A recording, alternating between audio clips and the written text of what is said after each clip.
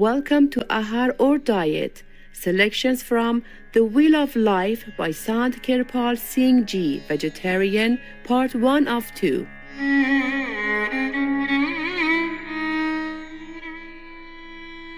Sant Kirpal Singh Ji Maharaj was a disciple of the well-known master of Bias, Hazur Maharaj Sawan Singh Ji. They met in 1924 in the ashram of Baba Sawan Singh Ji on the banks of the Bias River. In the master, Kirpal Singh Ji recognized the luminous form he had seen during the 7 previous years in his meditation. Hazur Maharaj Sawan Singh Ji initiated him into the spiritual discipline of Surat Shabd Yoga, and from then on, Kirpal Singh Ji dedicated his life to reaching the summits of spirituality.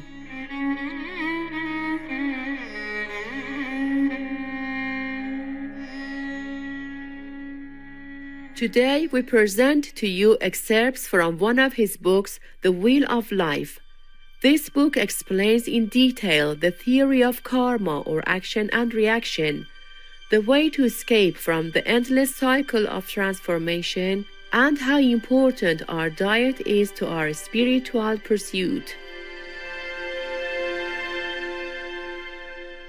Ahar or diet. Diet naturally plays a major role in the problem of life. We need food for the upkeep of our physical being.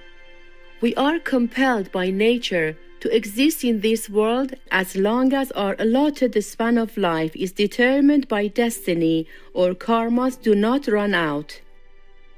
For our very existence, we have to subsist on one thing or another.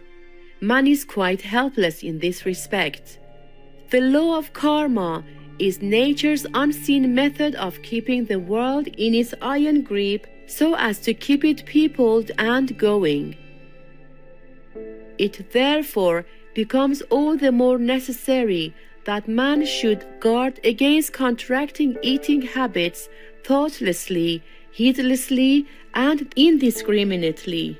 As we cannot do without food, we must select at least such articles of diet as may prove the least harmful in our spiritual pursuit. Our diet should not contract for us unnecessary karmic debts, which it may be possible to avoid with a little care.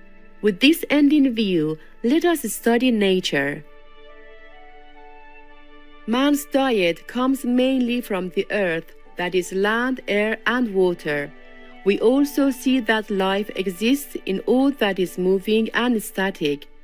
The moving creatures live upon each other, as well as on static creation, to eat vegetables, plants, shrubs, herbs, trees, and the like. Man, however, makes friends with and loves creatures or birds and animals as they live life in nature and makes them his pets. The ancients knew well that man, bird, and animal were all bound up with the same karmic bond. Man, with the thought of common brotherhood, worked hard both for himself and for his pets. He tilled the land, grew fruits, and produced food both for himself, his bird friends, and his cows and oxen.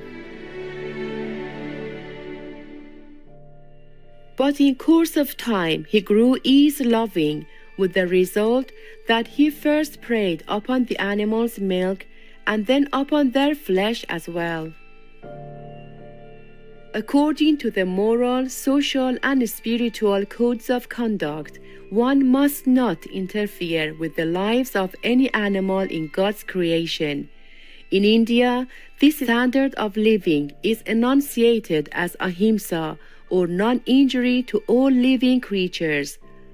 This led to the vegetarian diet as contradistinguished from the non-vegetarian diet. As we think deeply over the natural and unnatural phases of diet, we come to a better understanding of the problem of gunas, or the innate propensities, natural inclinations, and latent tendencies that are inborn in all sentient beings.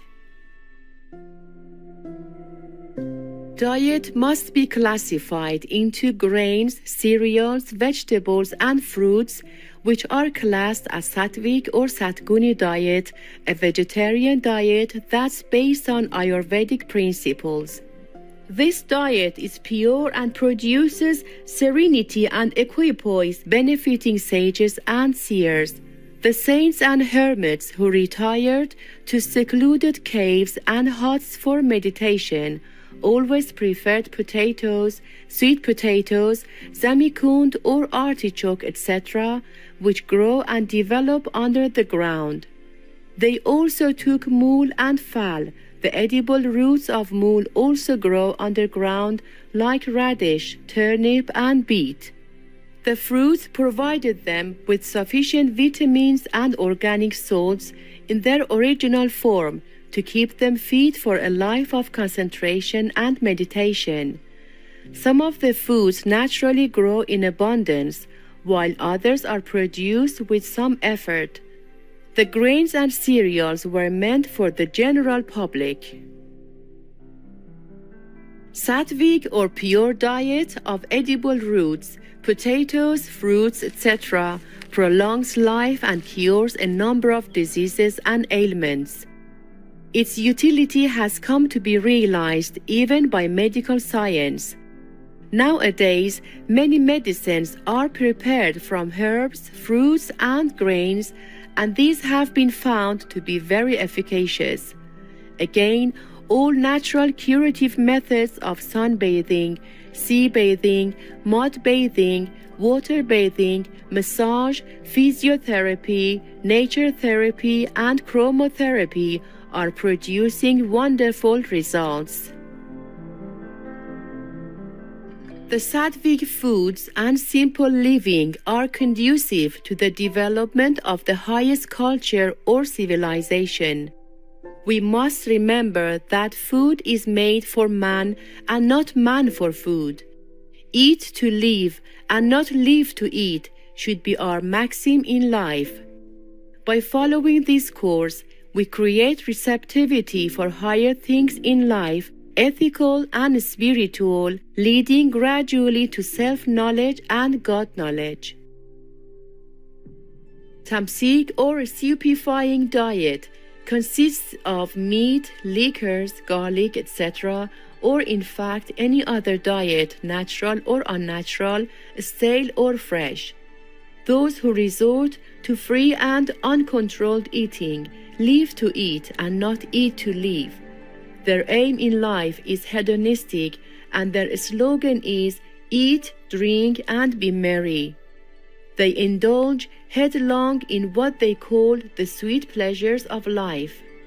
When blessed with small powers of concentration, they direct all their energies, mental and physical, towards glory of the little self in them, the egoistic mind.